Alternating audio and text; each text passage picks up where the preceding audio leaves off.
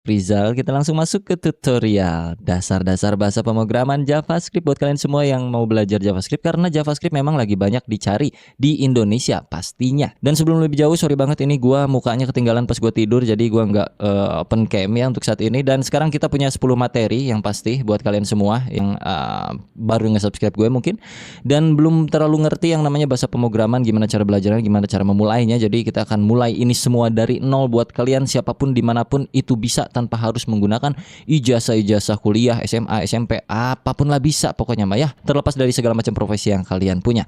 Yang pertama mungkin yang harus kalian tahu adalah apa itu JavaScript sendiri gitu ya. Mungkin banyak yang belum paham tentang JavaScript, apa sih, kenapa pada banyak yang ngomongin JavaScript kayak begituan. Lalu yang kedua, gimana caranya penggunaan JavaScript di dalam sebuah website. Ada banyak cara untuk menggunakan JavaScript, jadi nanti kita akan bahas juga. Dan yang ketiga itu ada penggunaan alert, prompt, log, dan comment. Untuk yang keempat ada variable, gimana cara kita mendeclare variable ataupun mengisi value terhadap variabel itu sendiri. Di poin kelima kita akan belajar tipe data dan juga operator, karena tipe data itu memang banyak sekali di berbagai macam bahasa pemrograman. Itu tipe data memang sangat banyak, termasuk juga di JavaScript bro ya. Ada yang bertipe objek dan ada yang non objek. Lalu di poin keenam kita akan belajar JavaScript array method, dan di poin ketujuh kita akan belajar bagaimana cara melooping di dalam JavaScript menggunakan for, while, do while, dan apa bedanya antara ketiga hal tersebut.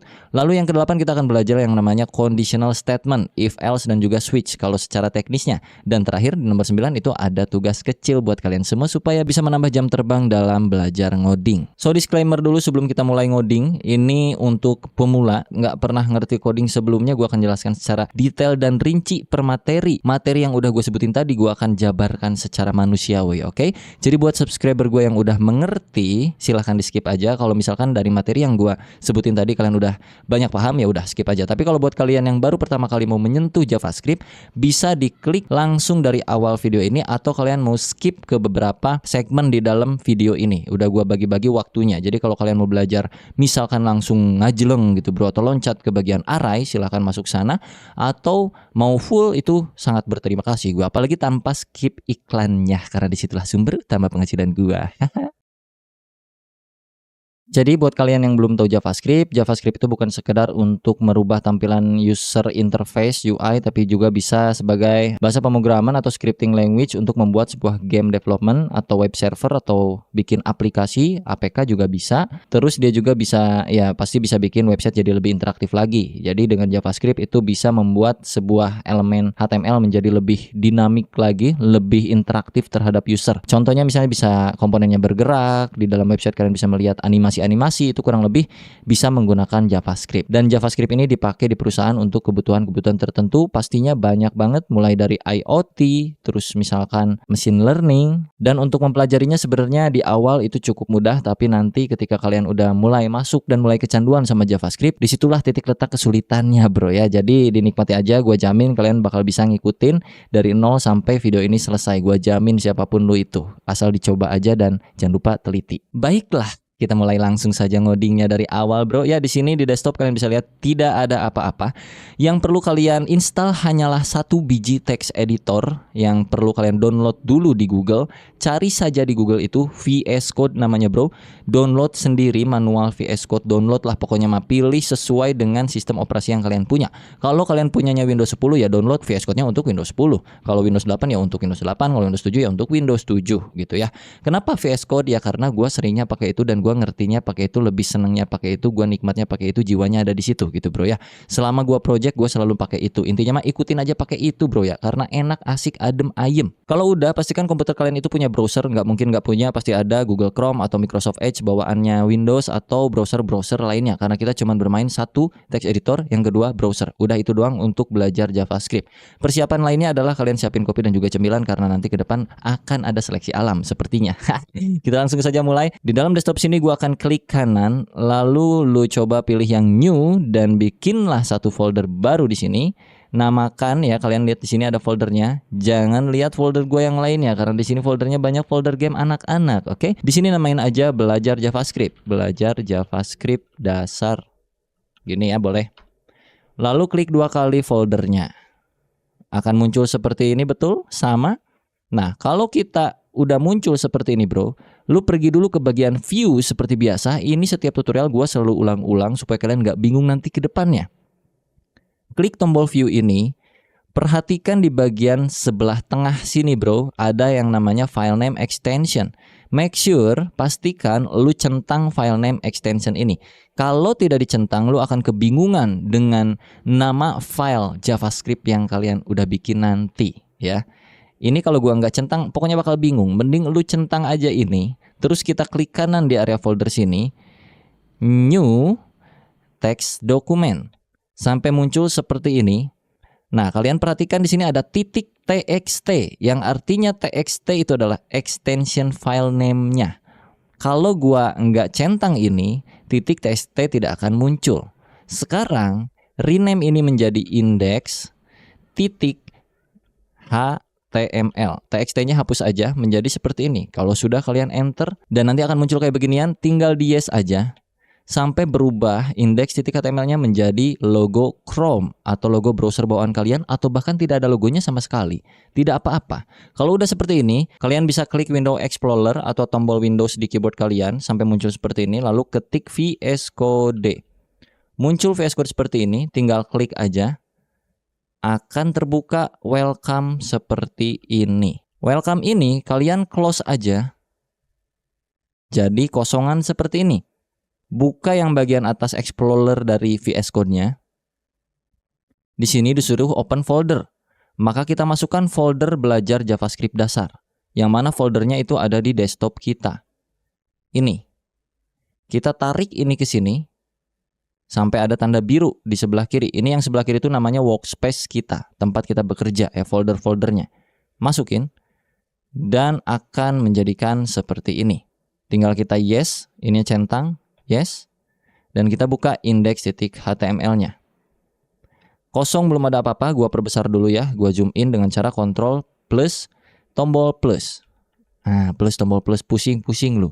Sebelah backspace tuh ada tombol plus kalau kalian mau nge-zoom in ya. Kayak gini, tuh. Minus atau plus sekaligus juga ditekan Ctrl di keyboard kalian, dia akan jadi zoom in, zoom out. Right? Tahapan pertama kita coba dulu coding JavaScript-nya sedikit. Dengan cara buka tag HTML yang namanya script.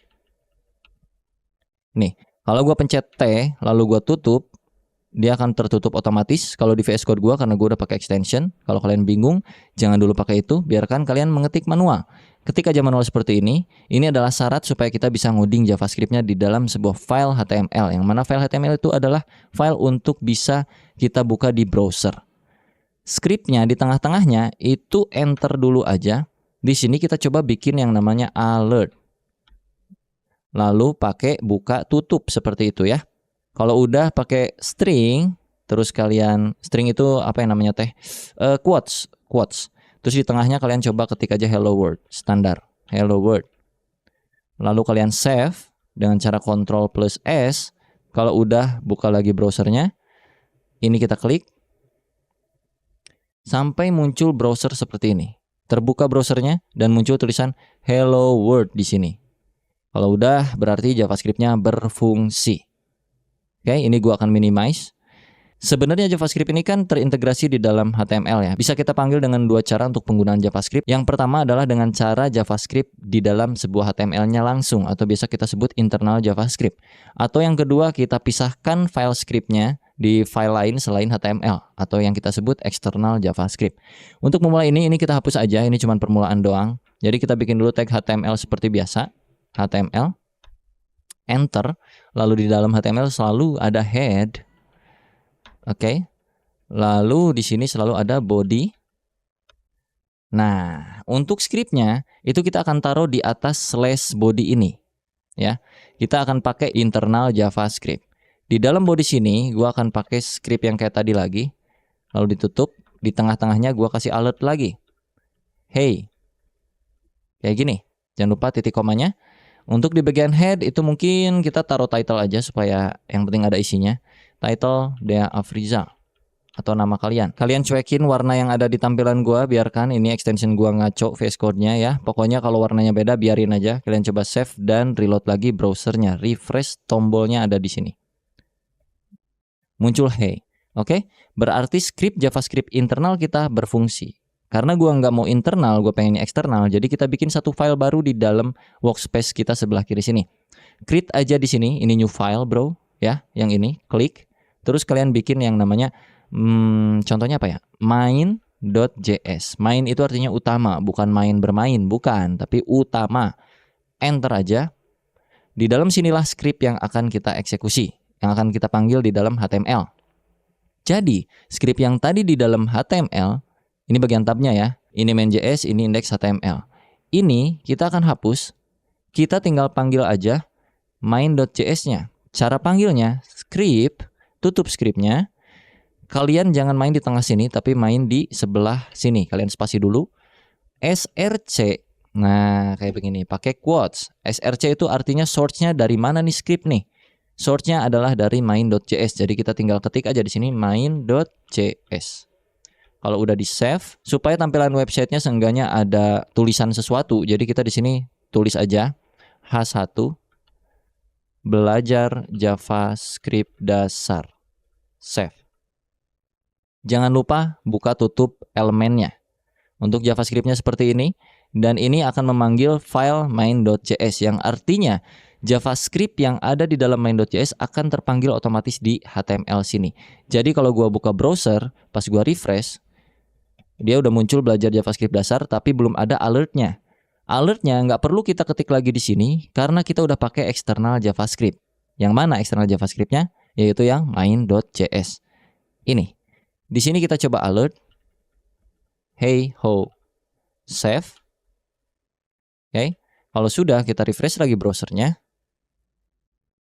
Hey ho-nya udah masuk. Artinya eksternal JavaScript kita sudah berfungsi. Oke, sekarang kita akan belajar yang namanya alert, prompt, log, ataupun comment. Alert itu kurang lebih yang memunculkan ke bagian halaman browser seperti tadi kalau kita refresh. Ini alert, itu bawaan dari JavaScript-nya.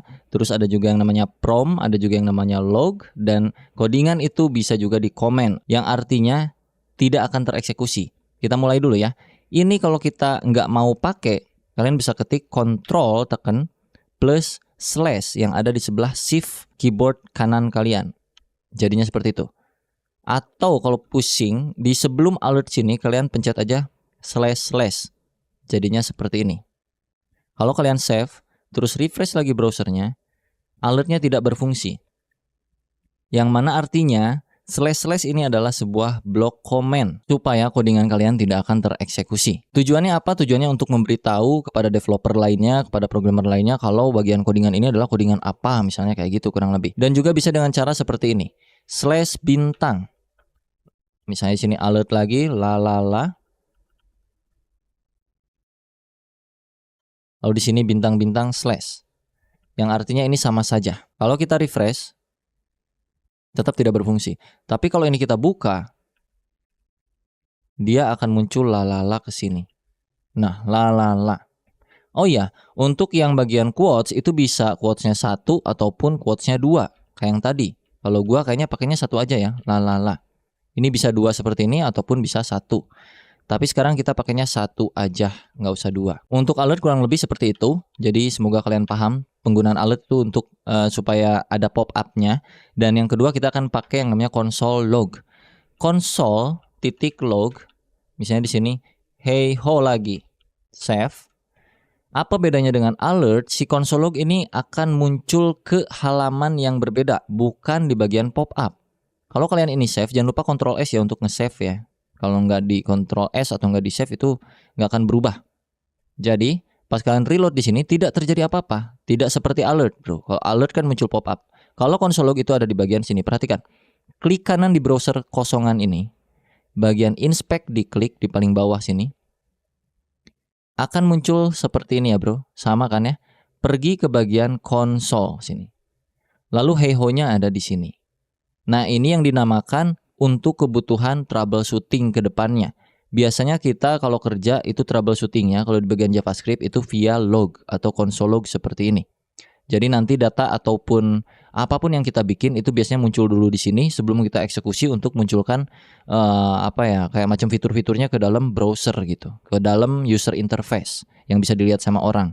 Nah, kalau di sini itu sebagai troubleshooting atau debugging di dalam proses pengembangan development web, kurang lebih kayak gitu. Lalu di poin ketiga kita kali ini ada yang namanya prompt. Kalau kalian di sini ketikkan prompt, lalu pakai kurung buka kurung tutup seperti ini, lalu di dalamnya string, masukkan misalnya usia Anda, pakai tanda tanya, save, lalu kalian buka lagi browsernya. Prompt itu artinya akan memunculkan pop-up, tapi sekaligus juga menyuruh usernya untuk mengisikan isian pop-up-nya apa. Ini gua close dulu by the way console log-nya. Kita refresh, akan muncul seperti ini. Masukkan usia Anda, taruhlah di sini 30. Oke. Tidak terjadi apa-apa karena kita belum melakukan apapun terhadap sintaks yang udah kita bikin saat ini, bro. Baru cuman kayak ginian doang ya, pastinya belum ada apa-apanya dong, belum ada interaksinya. Jadi kita masuk ke materi berikutnya yaitu variabel. Ini di bawah sini gue akan bikin yang namanya variabel. Variabel itu kurang lebih sebuah wadah untuk lu menampung sesuatu. Sesuatunya itu apa? Boleh inputan dari user ataupun sebuah nilai tertentu, terserah kalian, sesuai yang kalian pengenin gitu, bro. Contoh di sini gue bakal bikin variabel untuk menampung usia kita. Untuk membuat variabel di JavaScript itu bisa pakai var spasi, nama variabelnya apa, taruhlah usia. Lalu diikuti dengan sama dengan, setelah sama dengan adalah nilainya. Nilai usianya berapa? Taruh usia gua 30. Oke. Kalau udah kayak gini di save aja. Untuk bagian prompt itu gua akan hapus dulu. Seperti itu. Untuk bagian console log gua akan pindahkan ke bawah. Ini di cut, Ctrl X. Ini di bawah kalian Ctrl V, paste. Oke, setelah hey ho, kalian tambahkan di sini sedikit. Hey ho, usia kamu adalah spasi. Di sini pakai plus. Masukinlah variabel ini, usia ke sini. Yang artinya, hey ho, usia kamu adalah plus usia. Maksudnya di sini adalah kita akan mencari tahu nilai dari usia itu berapa sih gitu. Makanya dipanggil di console log, usia kamu itu berapa? Yang mana di sini nilai usia adalah 30. Maka nanti ke konsol akan muncul, hey ho, usia kamu adalah 30 gitu. Kita coba ya. Save, terus pergi ke browser, refresh, inspect elemen lagi. Terus pergi ke bagian konsol. Kalau nggak muncul, ini ada di bagian sini. Konsol. Hey ho, usia kamu adalah 30. Artinya variabel usia berhasil dibuat, bro. Ini usia udah berfungsi dengan variabel bernilai 30. Nah, untuk bikin variabel itu ada banyak cara. Yang pertama bisa pakai var untuk menampung variabelnya, atau menggunakan cons untuk menampung variabel juga sama. Con x misalnya sama dengan 1. Dan juga ada let. Let y sama dengan 2, misalnya kayak gitu. Perbedaannya adalah kalau cons itu nilai ini nggak bisa diubah-ubah sama sekali. Kalau let itu sama kayak var. Let itu nilainya bisa berubah. Cons itu kayak konstanta. Kalau let itu kayak biarinlah, ya kan, bahasa Indonesianya let tuh biarinlah, mau diubah juga bebas. Kita kasih contoh, bro. Ini gua hapus lagi semua. Kita coba pakai cons sama dengan cons usia sama dengan 30. Kita save, kita refresh lagi browsernya, masih sama hasilnya. Lalu kalau misalkan kita assign lagi nilai baru terhadap variabel ini, yang mana variabel itu bisa ditimpah nilainya. Ini nilai awalnya adalah 30, terus kita timpah usia sama dengan 35. Save. Ini akan terjadi error karena usia sudah fix nilainya, bro. Dengan variabel bertipe konstanta ini, 30-nya tuh udah fix, nggak bisa diubah-ubah. Jadi ketika kita mau kasih tahu bahwa di baris keempat itu usia harus diubah menjadi 35, yang tadinya 30, itu nggak akan bisa. Kalau kita save, terus kita reload lagi browsernya, maka akan terjadi error seperti ini. Assignment to constant variable. Itu nggak bisa, karena variabelnya bertipe konstan, kurang lebih kayak gitu. Tapi kalau kita ganti consnya jadi let, alias biarkanlah usia itu awalnya 30, sisanya serah lu. Mau ganti usianya jadi 35, berapapun itu serah. Kalau kita save, terus kita reload, maka usia kamu adalah 35. Loh bang, 30-nya kemana? Aturannya begini, bro, karena ini interpreted ya, bro, disebutnya tuh interpreted. Artinya dia akan mengeksekusi satu persatu kode dari atas ke bawah. Pertama, kode ini akan dieksekusi nih, let usia sama dengan 30. Lalu yang kedua, usia, variabel usia itu diganti nilainya jadi 35. Dan di sini console log usia, yang mana usianya adalah nilai usia terakhir itu berapa akan kita munculkan di sini.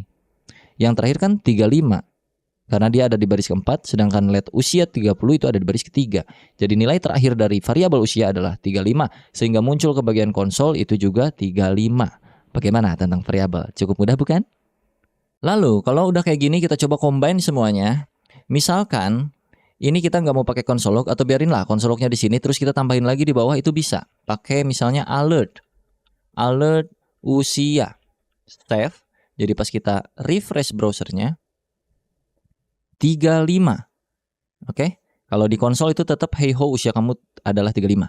Nah, kalau pengen misalkan kayak yang di konsol ada tulisannya sama aja. Di sini lu kasih kayak begini, tambahin plus juga.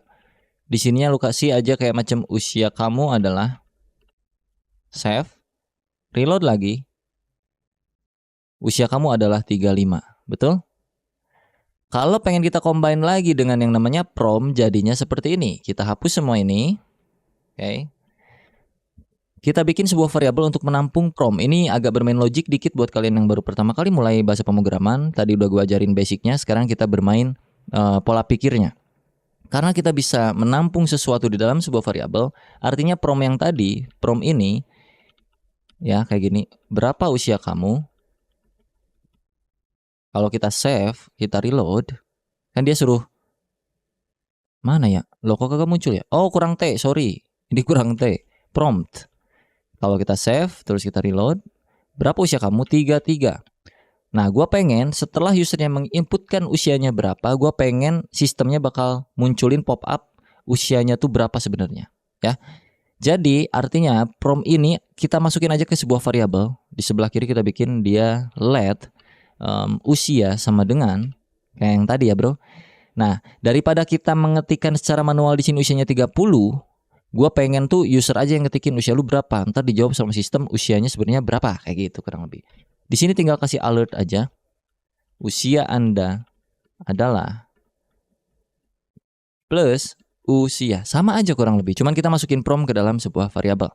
Kalau udah di save, terus kalian reload lagi browsernya, berapa usia kamu? Taruhlah 45. Kalau oke, muncul alert usia Anda adalah 45. Berhasil teman-temanku? Oke, kita lanjutkan. Untuk yang ini gua akan hapus dulu. Bagian ini juga gua hapus. Kita akan coba cari tahu tipe data di JavaScript itu ada apa aja. Tipe data itu kurang lebih value dari sebuah variabel tuh bernilai apa, jenisnya. Contoh, let x, let nama sama dengan, pakai kutip seperti ini, Dea Afrizal. Terus kalian bikin lagi di bawahnya, misalnya let usia sama dengan 30. Oke, terus kalian gabungkan di dalam sebuah console log menjadi seperti ini, atau alert boleh. Nama Anda adalah plusnya di luar, nama, plus lagi, dan usia Anda adalah plus lagi usia. Kalau di save menjadi, nama Anda adalah Dea Afrizal dan usia Anda adalah 30. Oke, nama ini bertipe string. Gue akan kasih komentar di sini. Tipe string. Usia berarti tipenya adalah integer atau number. Integer number. Karena dia angka. Untuk angka itu nggak perlu pakai string seperti ini. Kutip atau quote seperti ini nggak perlu.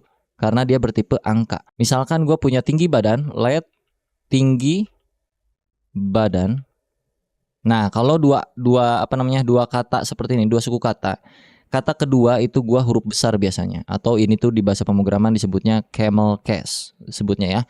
Jadi kata pertama itu huruf kecil semua, terus untuk kata keduanya itu awalan dari kata keduanya itu kapital. Tinggi badan itu misalkan gua pengen ada komanya. Nah, koma di dalam JavaScript itu bukan pakai koma di keyboard, tapi pakai titik. Jadi misalnya tinggi badan gua 173.5 cm kayak gitu. Ini biasanya tipe double disebutnya, atau float kayak gitu. Sebenarnya lebih kompleks lagi nanti kalau kita bahas double dan juga float karena ada batasan-batasan tertentu. Tapi untuk saat ini kita cukup ketahui dulu bahwa ini adalah sebuah koma dengan menggunakan titik di keyboard kita, bukan pakai koma ya.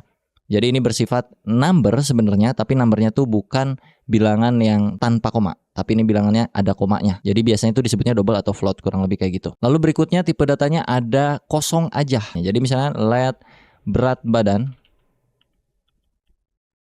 udah nggak pakai sama dengan, nggak pakai apa. Ini artinya belum ada nilai, atau ini apa namanya ya, cuman dibikin dulu variabelnya dan nanti variabelnya akan diisi kapan-kapan kayak gitu. Nanti akan kita contohkan pengisiannya seperti apa. Jadi biarkanlah seperti ini. Terus misalnya gue bikin lagi satu variabel, taruh aja namanya misalnya apa ya, pacar. Pacar sama dengan, gue belum punya pacar misalnya, gue kasih 0. 0 itu juga tipe data. Kalau di JavaScript yang agak sedikit aneh, 0 itu nggak tahu lah pendefinisiannya seperti apa ya. Intinya kurang lebih 0 itu tidak bernilai atau tidak, kayak gimana ya, gua susah jelasinnya Pak. 0 itu kosong lah, kurang lebih kayak gitu ya, nggak ada apa-apanya gitu. Nah, daripada kita memunculkan semua data ini dengan cara plus seperti ini, gua akan hapus ini dan kita bikin dengan cara yang agak sedikit mudah. Alert, buka, kalian pakai backtick di sebelah keyboard kalian. Di sebelah angka 1 keyboard kalian. Jadi sebelah kiri angka 1 di keyboard tuh ada yang namanya backtick seperti ini. Nah, kita akan masukkan satu persatu. Misalnya nama saya pakai $, pakai kurawal seperti ini. Masukin variabelnya. Nama saya adalah nama, ya kan? Nama saya nama, yang mana nama adalah Deafrizal. Lalu di sini misalkan usia saya itu $30. Artinya usia saya itu kok 30, sorry, usia. Usia saya itu usia, yang mana usia nilainya adalah 30. Lalu di sini tinggi badan saya adalah $. Apa isinya berarti? Tinggi badan. Huruf besar kecil itu sangat berpengaruh, spasi juga sangat berpengaruh, titik koma dan segala macamnya. Jadi hati-hati ya. Nah, di dalam ngoding itu sangat sensitif ya, antara spasi, salah kutip dikit, salah huruf dikit itu sangat berpengaruh. Ini pemanggilan harus sama persis seperti apa yang ada di atas ini. Jadi nggak boleh beda, oke? Lalu terakhir itu yang berat badan dan juga pacar, ya. Misalkan di sini berat badan saya, berat badan, dan pacar saya, pacar. Kalau kita save Ctrl S, nah jadi kan kayak gini ya. Ini kalian bisa enter sebenarnya bebas. Jadi intinya di dalam kurung ini ada backtick dan isian dari apa yang mau kita munculkan ke browser. Kalau kita refresh browsernya, ini gua close by the way. Refresh. Muncul nama saya Deafrizal, usia saya itu 30, tinggi badan saya adalah 173,5, berat badan saya undefinite, dan pacar saya 0. Undefinite kenapa? Karena belum ada value-nya di sini. Ya. Oke? Undefinite karena belum ada value-nya di variabel berat badan. Coba kita refresh lagi. Undefinite ini artinya belum ada nilai. Kalau kita kasih nilai di bagian bawah sini, berat badan sama dengan 100, enggak 100 gua, cuman 60 kilo misalnya gitu. Jadi kalau untuk mengisi nilai variabelnya terakhir nanti kapan-kapan itu nggak perlu pakai let lagi. Jadi let ataupun cons ataupun var itu cuman dijabarin satu kali aja deklarasinya ya bro. Sisanya kalian tinggal panggil-panggil seperti ini tanpa harus pakai let, cons kayak gitu-gitu lagi. Berat badan 60. Jadi kalau kita refresh browsernya itu akan berubah, bukan undefinite lagi. Nah, supaya lebih lengkap lagi tadi kita tambahin cm misalnya ya. Tinggi badan saya adalah tinggi badan, sini cm, cm. Berat badan saya adalah berat badan cm kayak gitu. Cm, kg. Kita save, cek browser, refresh. Nama saya Deafrizal, usia saya itu 30, tinggi badan saya adalah 173,5 cm, berat badan saya 60 kg dan pacar saya 0. Nah, karena gua nggak mau pacar sayanya tulisannya 0, maka kita akan langsung masuk ke yang namanya pengkondisian. Oke, supaya di alert sini nggak muncul kondisi 0, maka kita mesti validasi. Untuk validasi di dalam JavaScript itu kita pakai yang namanya if else, atau ini biasa kita sebut pengkondisian lah di dalam bahasa pemrograman ya. Jadi codingannya kurang lebih di atas alert, karena ya kenapa di atas alert? Ya karena alertnya itu kan di paling akhir. Nah, kita butuh pacar saya ini harus tervalidasi dulu, terkondisikan dulu supaya nggak muncul 0. Artinya di atas alert sinilah kita ngoding. If buka tutup seperti ini, artinya jika, nah ini kan logik nih, standar nih. Jika pacar sama dengan 0, nah apa yang akan kita lakukan? Sama dengan ini artinya apa ya, komparasi atau perbandingan. Jadi kalau mau bandingin variabel dengan nilai tertentu atau dengan variabel lainnya itu pakai sama dengan atau pakai tidak sama dengan. Tidak sama dengan artinya ya kayak apakah pacar tidak sama dengan 2 atau pacar tidak dengan 1 kayak gitu-gitu kurang lebih. Tapi untuk kasus ini kita pakai sama dengan dulu. Jika pacar sama dengan 0, nah karena tadi kita udah belajar yang namanya assignment variable atau mengisi nilai ke variabel, maka ini kan let nih, artinya kita bisa ubah-ubah nilai pacar. Kita akan ubah pacarnya di sini. Jika pacarnya nilainya 0, kita akan ubah pacar sama dengan 1 aja sama dengannya, belum punya. Else, nah else itu adalah pengecualian lainnya. Else pacar sama dengan udah punya, bolehlah kayak gitu, udah punya. Jadi kalau dibaca kurang lebih kayak gini. Jika variabel pacar itu bernilai 0, yang mana yes, saat ini variabel pacar itu bernilai 0, jadi otomatis akan masuk ke kondisi pertama yang if ini. Ya, karena kondisi dari variabel pacar memang nilainya adalah 0. Jadi pacar akan diganti nilainya menjadi belum punya. Yang tadinya 0 jadi belum punya. Tapi kalau pacar itu bukan 0, yang mana itu adalah di dalam else. Else itu artinya selain dari kondisi yang pertama. Kondisi pertamanya kan pacar sama dengan 0. Tapi selain dari kondisi tersebut, eksekusi yang ini. Yang mana pacar akan diubah menjadi udah punya. Kalau kita save, maka pacar saya yang tadinya 0 akan berubah menjadi belum punya. Kita coba refresh browsernya. Lihat ini. Pacar saya belum punya. Betul? Kalau misalkan gua ganti di sini bukan 0, taruh aja gua punya pacar 1. Maka kalau gua refresh lagi browsernya dan pacar saya udah punya. Kayak gitu ya. Kenapa udah punya? Karena di sini masuk ke kondisi yang else selain dari kondisi yang pertama.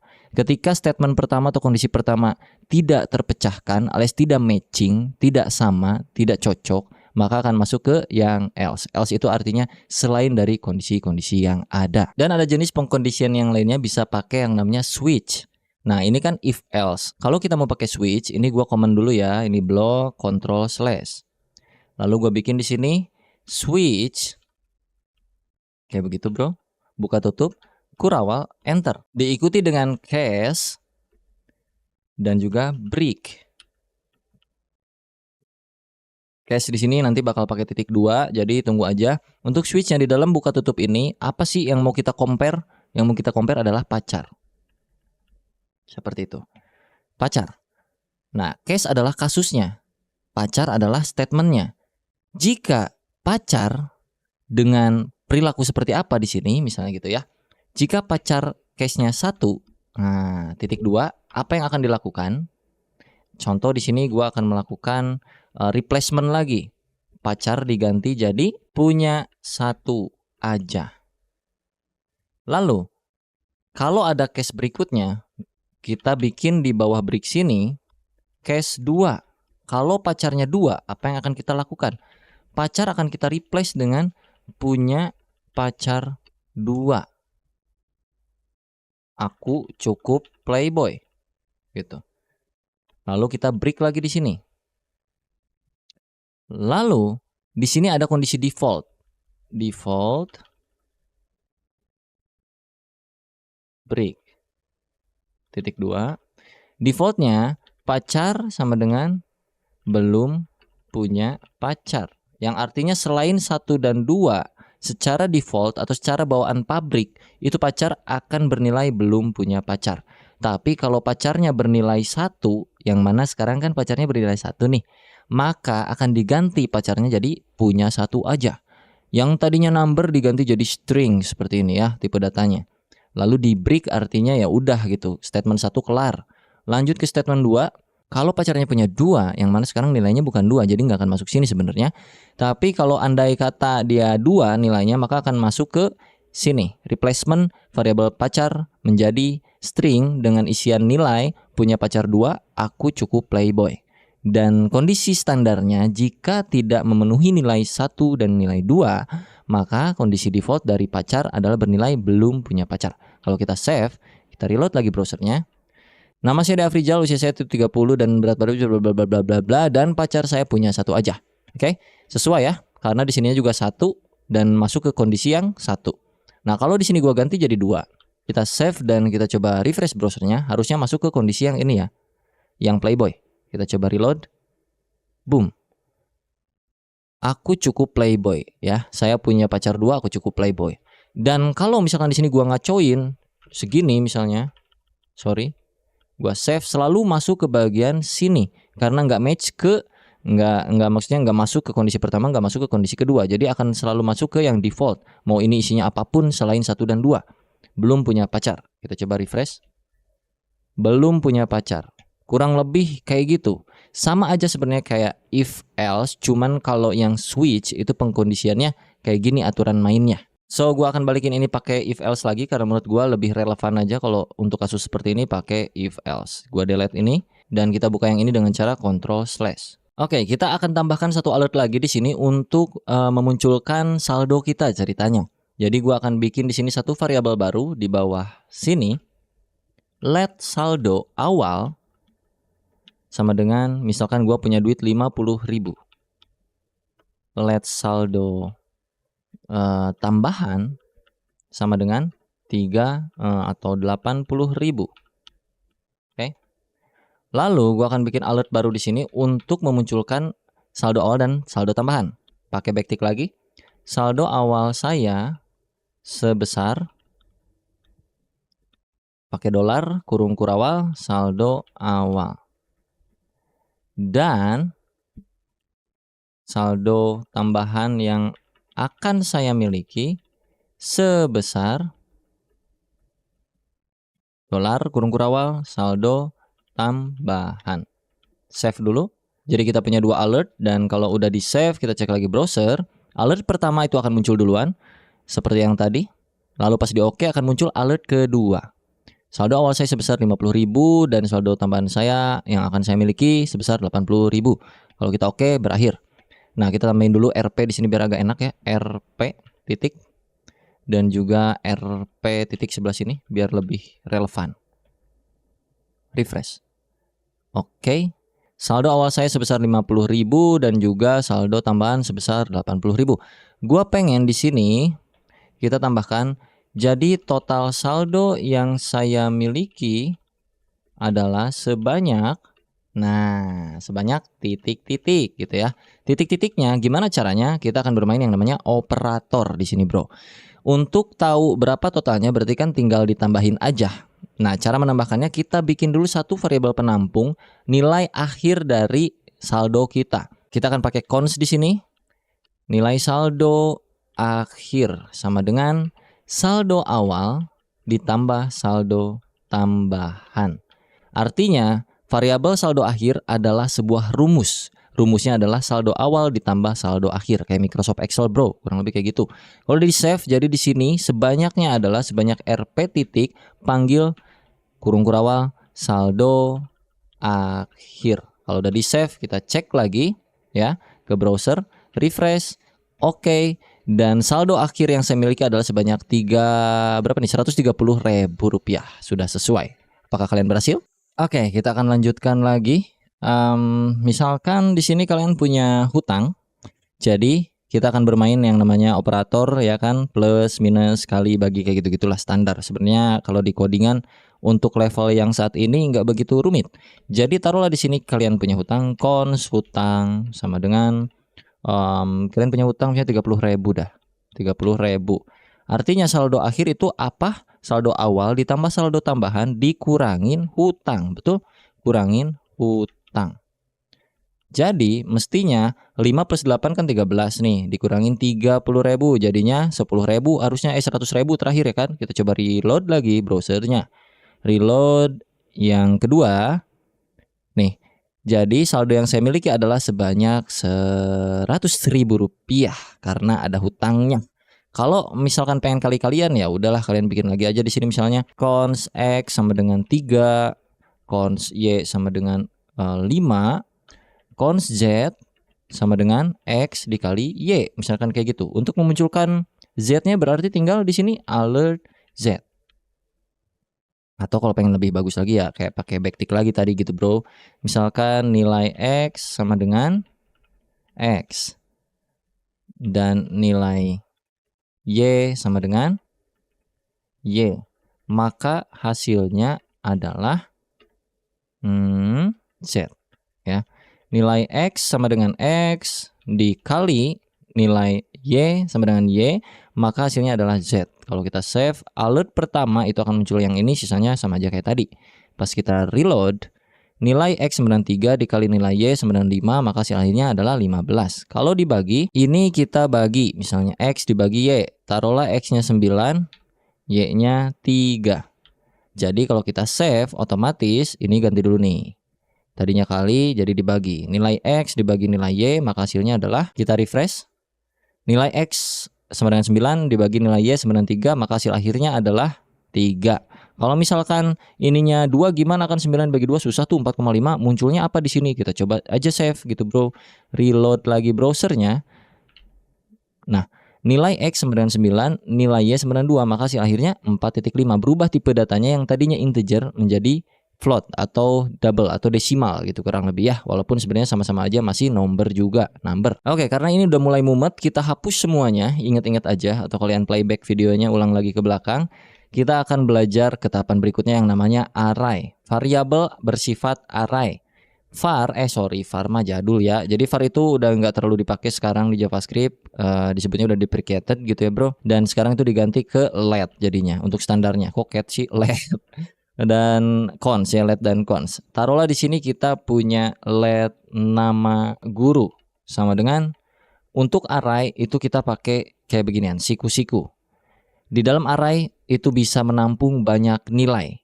Ya, jadi satu variabel array itu bisa menampung nilai berjumlah banyak. Nilainya mau apapun bebas. Taruhlah nama guru pertama adalah Jody. Ya, pakai quotes dulu seperti biasa di dalam siku ya. Setelah quotes itu pakai koma, artinya ini adalah nilai kedua dari variabel nama guru.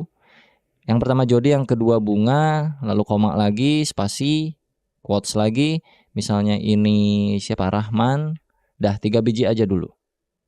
Lalu kalau kita alert nama guru. Save, reload lagi browsernya, refresh, Jody, bunga, Rahman. Oke? Array itu selalu kaitannya sama siku-siku. Jadi kalau misalkan kita mau manggil array yang ke pertama ini, Jody, maka di sini kita pakaiin siku seperti ini. Jody itu ada di urutan keberapa? Ini urutan pertama, ini urutan kedua, urutan ketiga. Itu secara bahasa manusia. Tapi kalau di dalam bahasa pemrograman, itu angka pertama mulai dari 0. Jadi urutan pertama itu bukan 1, tapi 0. Ini 0, ini 1, ini 2. Kalau kita mau manggil Jody, itu di sininya berarti 0.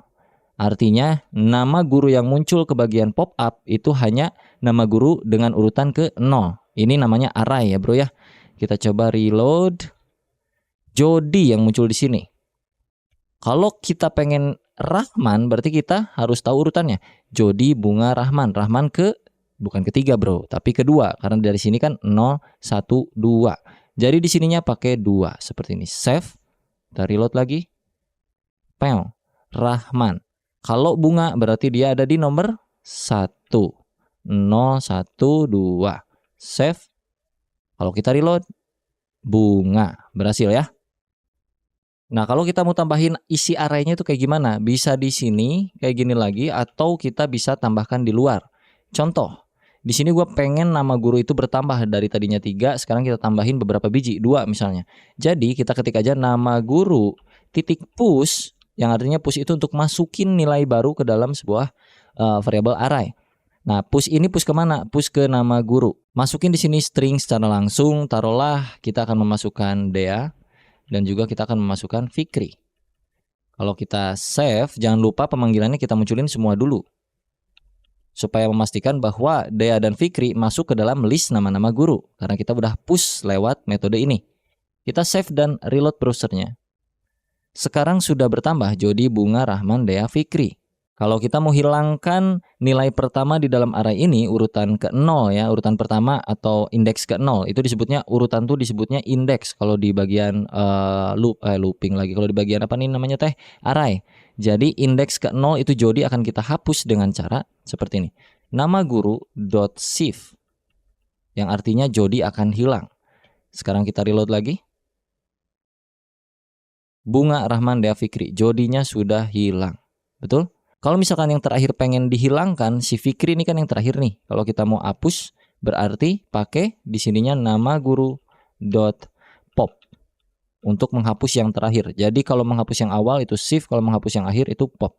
Kalau kita reload, sekarang cuma ada Bunga, Rahman, dan Dea. Bunga, Rahman, dan Dea. Kita juga bisa menggunakan metode lain untuk membuat array. Contohnya misalkan kita punya variabel yang nilainya masih kosong arraynya.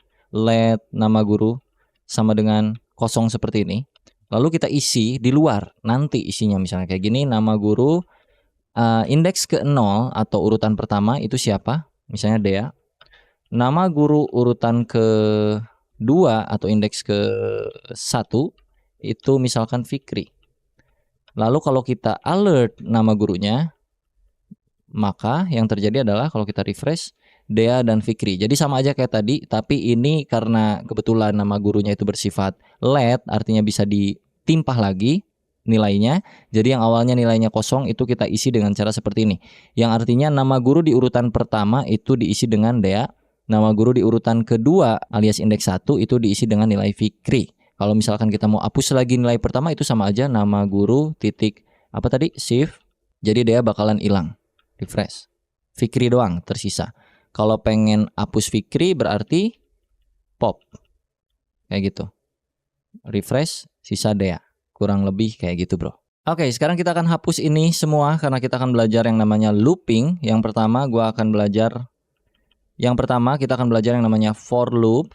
Jadi looping ini untuk mengulang sesuatu berkali-kali. Kita contohkan dulu kalau tanpa for loop ya. Misalkan di sini gue punya alert atau punya console log deh. Kita main console log sekarang. Nama saya Dea. Oke, save. Terus kita buka browser. Bagian inspect element kita cek kalau console log seperti biasa. Pergi ke sini. Nama saya Dea. Nah, kalau gue pengen nama Dea-nya muncul 3 kali, 1, 2, 3 dengan cara copy paste aja gitu bro ya. Ini di blok, Ctrl C, Enter, Ctrl V. Enter lagi Ctrl V, enter lagi Ctrl V. Untung nggak salah nyebut anjir. 1, 2, 3, 4. Sebanyak 4 kali karena dia terlooping sebanyak 4 kali. Kita coba reload. Ya kan? 1, 2, 3, 4. Nah, kalau dengan for kita nggak perlu capek-capek ngetik satu persatu seperti ini. Oke, jadi tahapan pertamanya adalah kalian ketikkan for yang artinya tuh untuk melooping ya. Yang artinya kita akan mengulang data sebanyak sekian kali terserah kita maunya berapa. Jadi tahapannya ada 3 biji statement yang harus kalian tulis di sini. 3 statement. Statement pertama itu ya udah langsung aja sini ya. Kita bikin satu variabel. Statement pertama itu untuk initialisasi variabel. Jadi taruhlah di sini ada variabel bernama i dengan nilai awal sebanyak 1 atau 0. Nilai i awal tuh 0. Titik koma. Lalu statement keduanya adalah perkondisiannya. I akan berhenti ketika kapan? I akan berhenti jika I kurang dari sama dengan 10 misalnya, titik koma. Lalu apa yang akan kita lakukan? Di sini adalah I sama dengan I plus 1. Contohnya seperti ini. Lalu pakai kurung kurawal. Ntar gua bacain deh kayak gimana keterangannya ya. Dan di sini kita akan melooping console.log sebanyak berapa kali di sini? 10 ya. Dengan isian Dea Afrizal. Jadi kalau ini dibaca kurang lebih variabel pertama itu i bernilai 0 di awal kali sebelum ini terlooping. Lalu jika i-nya kurang dari 10, maka apa yang akan dilakukan? I-nya akan ditambahkan nilai i ditambah 1. Yang artinya misalkan ya 0 terus akan terlooping sekali, berarti 0-nya plus 1 jadi 1. Lalu 1 akan lanjut lagi menjadi 1 plus 1 jadi 2. 2 akan dilanjut lagi jadi 2 plus 1 jadi 3 sampai mencapai ke kondisi yang ada di tengah sini, statement kedua. Yang mana statement kedua adalah kondisinya. Jadi i akan berhenti kalau nilai i-nya itu kurang dari 10. Sorry kalau kayak gini, berarti kalau kita baca itu nilainya nggak akan sebanyak 10 tapi sebanyak 11 karena di sini mulainya dari 0. 0 sampai ke 10 itu akan jadi 11 ya enggak? 0, 1, 2, 3 lu hitung deh, itu bakal 11 nilainya. Tapi kalau di sininya 1 sampai ke kurang dari sama dengan 10, artinya dia akan mencapai 1, 2, 3, 4, 5, 10, berarti 10 biji Dea Afrizalnya. Jadi kalau kita save dan kita reload, ini akan muncul sebanyak 10 kali. Nah, 10 Dea Afrizal. Kalau misalkan ininya 20, maka ini akan berubah jadi 20. 20 de Afriza. Itu untuk perulangan menggunakan for yang fungsinya supaya kita nggak harus ngetik konsolog sebanyak 20 kali ya kan. Ya kali lu ketik 20 biji anjir konsolog sepanjang itu males juga ya kan. Jadi mending di looping aja sebanyak ini gitu kurang lebih bro. Nah, kalau misalkan kita punya data array di sini, cons, misalkan nama guru yang tadi ya sama dengan Dea, Fikri, misalkan Retno sama Bunga, ada 4 ya kan. Terus kita konsolog ini, taruhlah ini gua komen dulu, gua konsolog nama gurunya di sini, konsol.log nama guru. Yang muncul ke bagian konsol akan menjadi seperti ini ya, 0 1 2 3. Nah, sedangkan nanti ketika kalian kerja itu kasusnya nggak akan kayak gini, pasti harus di mapping disebutnya tuh. Nah, salah satu cara mappingnya tuh bisa dengan banyak metode pastinya, tapi bisa juga pakai for. Kalau pakai for artinya begini. Ini gua hapus dulu konsolnya. Kita buka lagi for-nya. I itu pertama bernilai 1, lalu I kurang dari 20. Nah, ini 20-nya kita ganti nih supaya kita bisa mapping data ini sebanyak jumlah data yang ada di array sini. Nah, untuk mengetahui jumlah data yang ada di array sini, kita konsolog dulu di sini, konsol.log nama guru.length yang artinya supaya kita bisa tahu jumlah panjang data dari sebuah array. Oke, kalau kita reload maka ada 4 nih jumlah datanya. Nah, supaya dinamis, 20 ini kita ganti jadi nama guru.length, titik length. Nama guru titik length. Kayak gitu. I sama dengan I plus 1 atau kita bisa ganti dengan cara I plus plus. I plus plus itu artinya I sama dengan I plus 1. Penulisan di sebuah codingan ya, biar lebih sederhana pakai I plus plus. Untuk bagian konsolog kita bisa hapus aja. Nah, lalu kita konsolog di sini nama gurunya. Ini hapus isiannya. Nama guru dalam kurung alias siku-siku gitu karena kita mau memapping datanya sebanyak I. Ya, sesuai dengan apa yang ada di dalam sini. Kalau kita reload maka Fikri, Retno, Bunga, undefined. Undefined itu siapa? Dea. Kenapa? Karena mulainya dari 1 bukan dari 0. Jadi kita mulai dari 0. Kalau kita reload maka Dea, Fikri, Retno, Bunga. Ini undefined apa? Karena kita pakai sama dengan di sini. Jangan pakai sama dengan. Kita reload. Dea, Fikri, Retno, Bunga. Aman muncul di sini. Kalau dibaca kurang lebih kayak begini bro.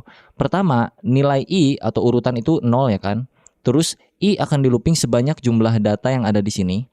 Lalu ditambahkan I-nya. Lalu yang kita konsolog adalah nama guru indeks keberapa. Nah, di sini kan tuh nilai I bertambah terus nih, bro. I pertama itu sama dengan 0. Terus I kedua sama dengan 1. I ketiga sama dengan 2, ya kan? I1, I2, I3 sampai seterusnya I4. Nah, artinya ketika kita konsolog yang ini nama guru I, ini kan terlooping terus nih. Si I ini akan ngikut ini sebenarnya. Jadi akan kayak gini nih, 0, 1, 2, 3. Terlooping sebanyak 4 kali sampai ke nilai I yang ada di sini secara dinamis. Jadi bakal muncul si semua ini gurunya. Tapi kalau di sini gua pakai manual kayak gini, nama guru urutan ke 0 yang artinya itu Dea, ya tetap aja bro kayak gini, malah Deanya doang yang di looping 4 kali. Kalau misalkan di sininya 1, berarti si Fikri akan terlooping sebanyak 4 kali. Sedangkan kita mau melooping ini semua supaya muncul terpecah-pecah semuanya. Jadi di sini sebanyak I. Ya gitu.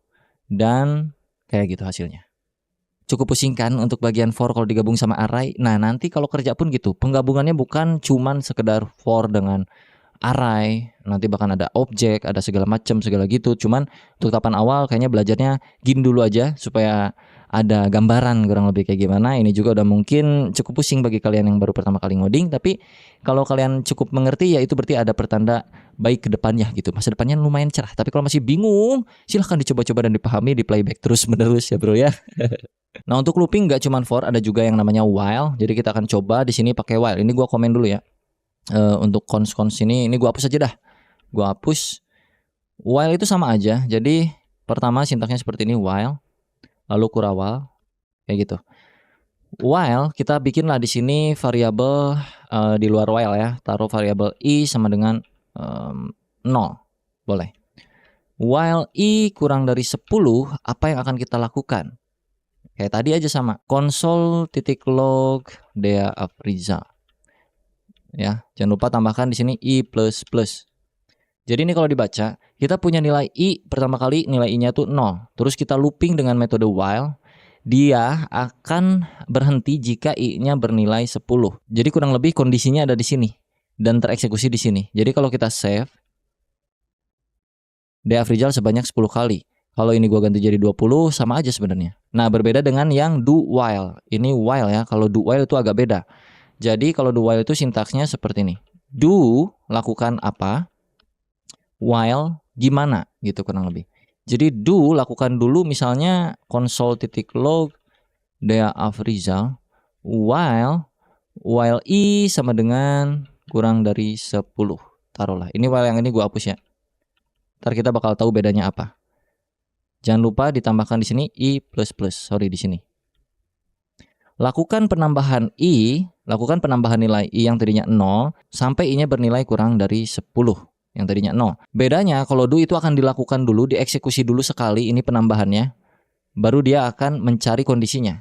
Kalau yang while dia akan mencari kondisinya dulu baru mengeksekusi. Tapi kalau yang do itu dia eksekusi dulu satu kali di sini baru ngecek ke kondisi. Jadi kalau kita reload itu masih sama aja kayak gini. Cuman kalau kondisinya nggak matching nih ya, taruh di sini 10 ya. Terus gua reload, maka dia akan tereksekusi Dea Afrizal satu kali. Sedangkan di sini kondisinya 10. Tapi di sini while-nya ketika I kurang dari 10. Sedangkan di sini I kan 10. Jadi harusnya tidak ada yang tereksekusi. Tapi kalau kita pakai while, ini aman. Kalau pakai do itu bakal tereksekusi satu kali. Kalau pakai while, nih gua pakai while lagi ya. While I kurang dari 10, lakukan I++ console.log Dea Afrizal. Nah, kalau tadi kan muncul ya Dea Afrizal di sini. Ini kalau gua reload, dia nggak akan muncul karena dia itu akan mencari kondisi ini dulu. Ya, kondisinya ini kan nggak cocok bro. I kurang dari 10 kan enggak. I ini kan 10 sama dengan 10, bukan kurang dari 10. Kurang dari 10 itu 9, 8, 7, 6, 5, 4, 3, 2, 1 kayak gitu. Nah, jadi si while itu nggak akan mengeksekusi codingan yang ada di dalam sini kecuali kondisinya cocok. Tapi kalau do while mau kondisinya kayak gimana pun dia akan mengeksekusi terlebih dahulu satu kali, baru dia akan pergi ke kondisinya. Gitu kurang lebih ya. Oke, untuk terakhir ada tugas kecil buat kalian semua. Jadi tugasnya kurang lebih kayak begini. Akan gua contohkan. Pertama, kita akan pakai yang namanya prom untuk mengetahui ya. Sorry, ini kita ganti tugas kecil. Prom untuk mengetahui saldo akhir dari apa yang diinputkan oleh user. Oke, ini tugas pertama. Lalu tugas kedua adalah menentukan hari dari tanggal yang ada saat ini di komputer kalian, di PC kalian. Oke, gua akan kasih clue nomor 2. Kalau nomor 1 kan itu mudah ya. Nomor 2 itu kita harus cari tahu dulu sekarang itu tanggal berapa. Jadi kalau gua bikin penampungan variabel di sini let hari sama dengan new date kayak begini. Kita save console.log harinya biar tahu bener atau enggak. Kita refresh browsernya. Nih, harinya adalah Monday, Februari 06, 2023. Nah, kita tuh butuh monnya, Monday-nya, harinya supaya kita bisa tahu ini tuh hari apa, hari keberapa gitu ya. Jadi di sini gua kasih clue aja satu variabel hari dengan cara codingannya seperti ini get day, kayak begini. Dan kalau kita console.log, ini artinya objek dari JavaScript di sononya ya bro ya, kita panggil supaya kita bisa tahu hari apa sekarang.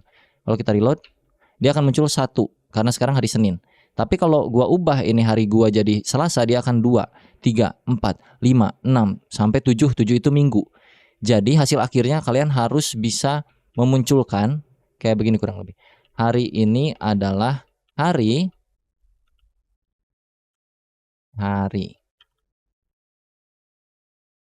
ini adalah hari 1. Nah, satunya ini ganti jadi Senin.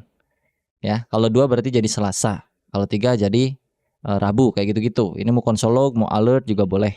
Terserah kalian. tugasnya kurang lebih itu aja untuk kalian. Silahkan diulik semuanya. Dan nanti kalau udah kelar silahkan tag Instagram gue dea.afrizal. Kalian tag aja hasil tugasnya untuk nomor 1 dan nomor 2. Kalau berhasil gue akan restory ya bro ya. Kurang lebih kayak gitu untuk belajar JavaScript di video kali ini. Mungkin nanti akan ada lanjutan di part 2-nya, masih untuk pemula, sampai nanti kita akan belajar yang advance seriesnya. Semoga bermanfaat buat kalian. Jangan lupa diklik tombol subscribe-nya dan juga loncengnya, karena gue akan update terus setiap hari seputar bahasa pemrograman ataupun teknologi lainnya. Thank you banget udah nonton tutorial ini sampai akhir. Buat kalian yang struggling sampai sekarang dan mencoba-coba walaupun error tapi tetap mencoba, tetap semangat, karena gue yakin suatu saat lo akan berhasil. Yang penting teliti dan juga cermati apa yang kalian ketik, dan perhatikan aja beda koma itu ngaruh, beda titik itu ngaruh, beda spasi itu juga ngaruh, huruf gede huruf kecil itu juga berpengaruh. Jadi silahkan di troubleshooting sendiri. Semoga bermanfaat. Sampai jumpa di lain waktu. Semoga harimu menyenangkan. Salam God bless. Kurung Kurawal. Bye bye.